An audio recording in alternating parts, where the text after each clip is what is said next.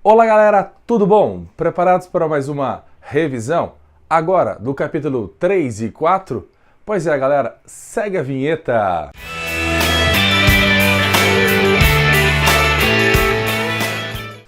E aí galera, hoje nós iremos falar um pouquinho sobre o capítulo 3 e o número 4 para nossa revisão, agora que vai acontecer na nossa prova do dia 11. Galera, no nosso capítulo número 3, o que a gente precisa lembrar que é essencial? A gente precisa começar a lembrar que dentro do capítulo 3, a gente começa a perceber um enfraquecimento dos senhores feudais por causa das vendas das cartas de fraquia. E quem acaba ganhando com isso?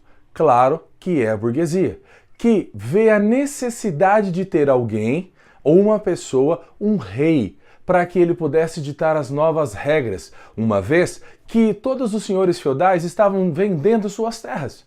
Então essa burguesia começa a emprestar dinheiro ao rei para que ele pudesse montar todo um aparato novo, retornar à figura de ter uma figura central que vai ser agora um monarca. E esse monarca, ele vai começar a ter algumas características bem marcantes.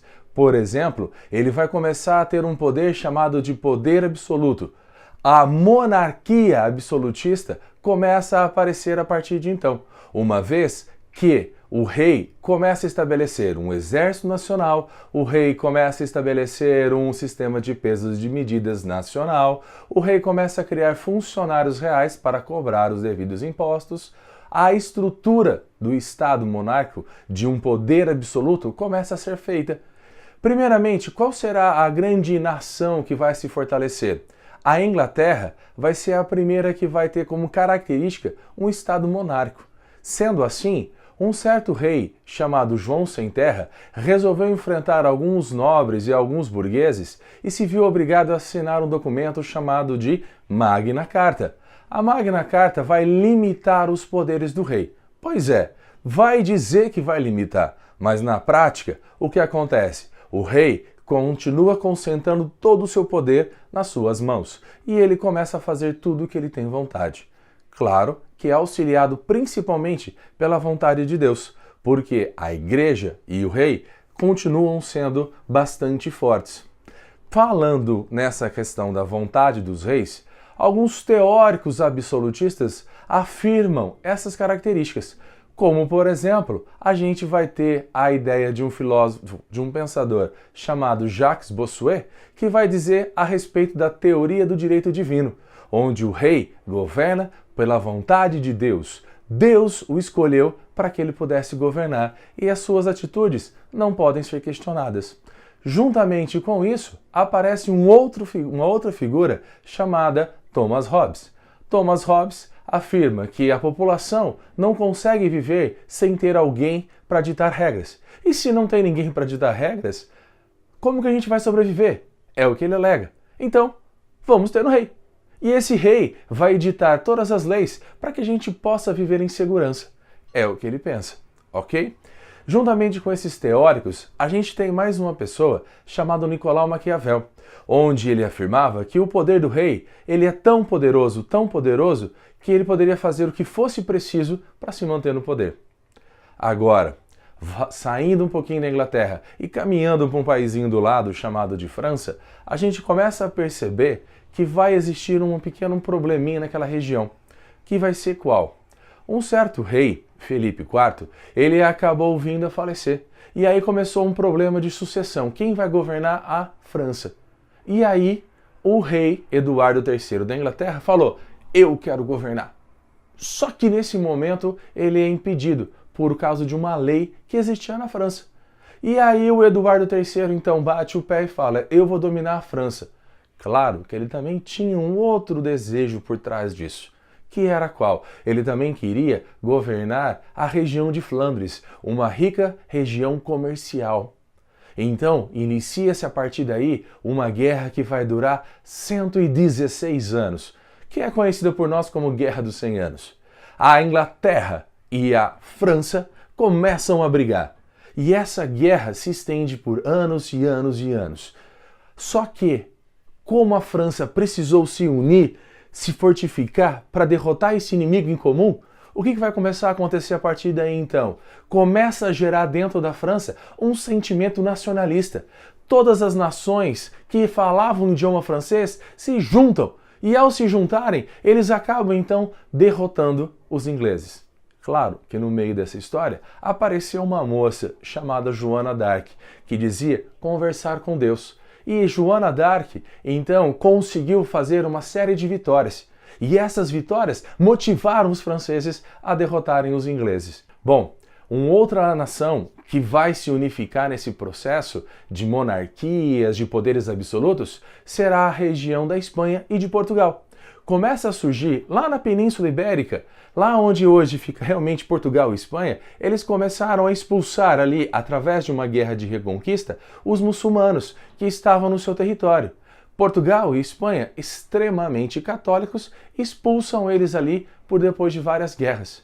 Portugal é criada e a junção de diversos reinos naquela localidade acabam dando origem ao que a gente vai chamar de Espanha hoje. E aí a igreja começa a ter um papel importante na região da Espanha, porque a Igreja Católica começa a estabelecer a Inquisição a todos os seus inimigos e aos inimigos dos reis da Espanha.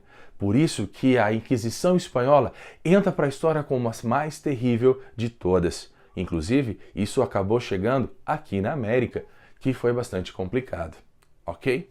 Agora, com base nessas ideias, com esse poder absoluto, o que mais que a gente pode falar? Aí a gente entra num problema chamado de crise. Como assim, professor? Que tipo de crise? A crise que vai começar a aparecer a partir de então é uma doença que veio através dos mares, uma doença que veio através dos ratos que trouxeram pulgas, e essas pulgas acabaram contaminando os seres humanos lá na Europa. Durante aproximadamente 5 anos, essas pulgas elas infectaram boa parte da população, que se encontrava fragilizada por causa de um período de grandes secas e falta de alimento.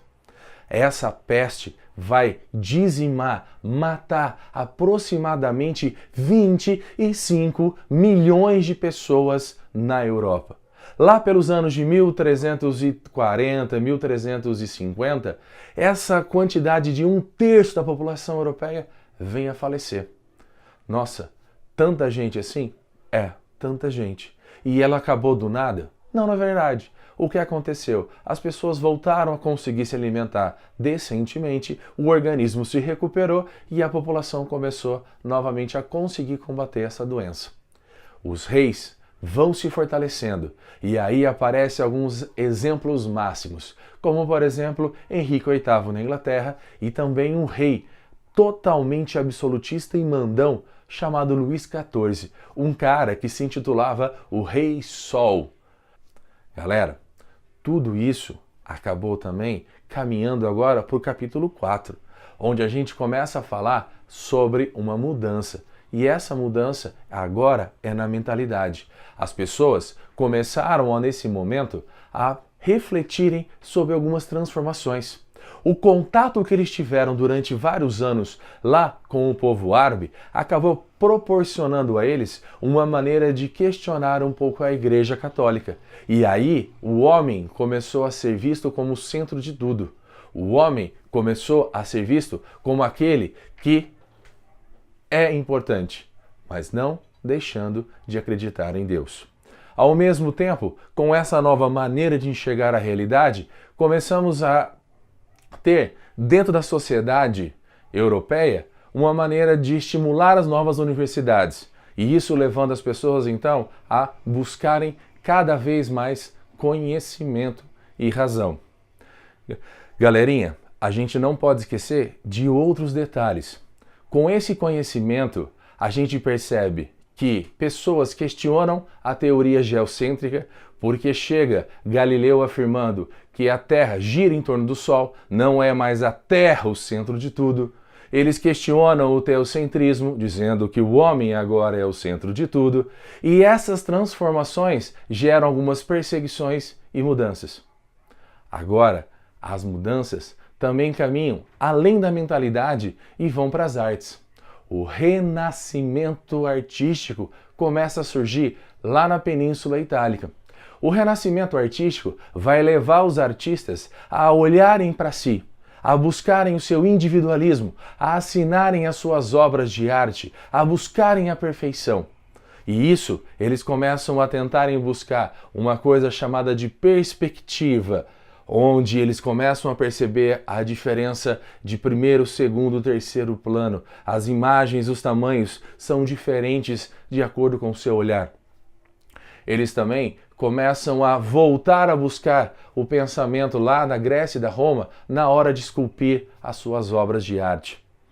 O Renascimento, ele também acontece não só na Itália, mas em boa parte da Europa. Artistas começam a desenvolverem a tinta a óleo para dar mais brilho e sombra.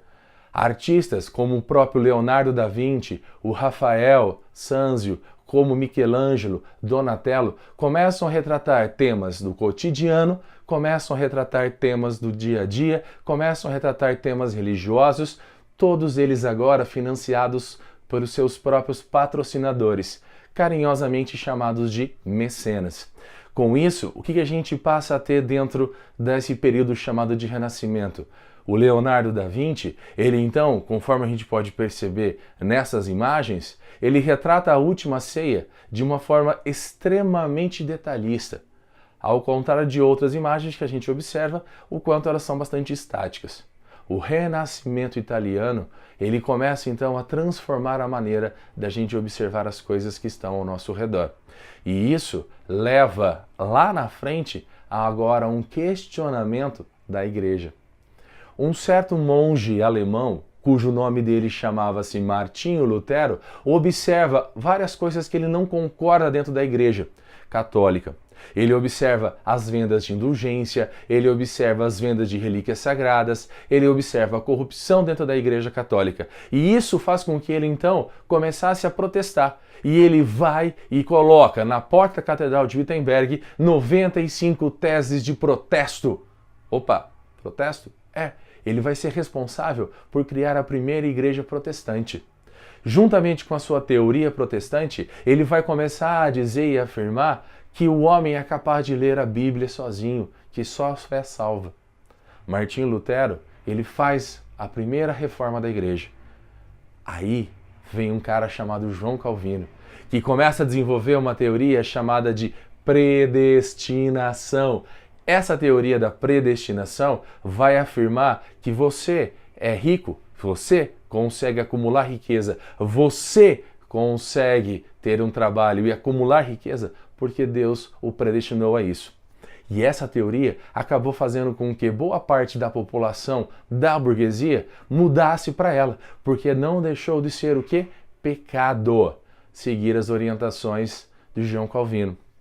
Na Inglaterra, a gente vai ter o rei Henrique VIII, que queria ter um herdeiro varão, homem, só que ele não conseguiu com a primeira esposa, e ele foi até o Papa pedir autorização para o divórcio. O Papa disse não. Se o Papa disse não, ele a deixou, foi expulso da Igreja Católica, tomou todas as terras da igreja, distribuiu para os seus nobres e criou a Igreja Anglicana. Com a Igreja Anglicana, a gente percebe algumas proximidades com a Igreja Católica, mas, por exemplo, a celebração toda é em inglês.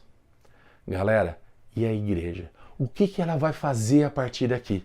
A Igreja Católica vai começar a se reunir no Concílio de Trento e bolou uma série de estratégias para evitar com que as pessoas deixassem aquele território, deixassem de ser católicos. E aí ela volta com bastante firmeza à Inquisição, perseguindo todos os hereges. Herege, professor? Os hereges são todos aqueles grupos de pessoas que questionam a Igreja, que passam a ser perseguidos pela temida Inquisição. Ele também vai criar uma lista de livros proibidos, chamado Index Prohibitorium. E, claro, a Bíblia está lá em cima como o primeiro dela. Foi criado também uma organização chamada de Companhia de Jesus. Os jesuítas, aqueles mesmos que vão vir, juntamente com portugueses e espanhóis aqui na América, com o objetivo de catequizar os índios e aumentar a quantidade de cristãos. Galera, navegação, conquista de territórios? Pois isso aí é o tema das nossas próximas aulas. Vou ficando por aqui. Qualquer dúvida, manda aí. Aquele abraço.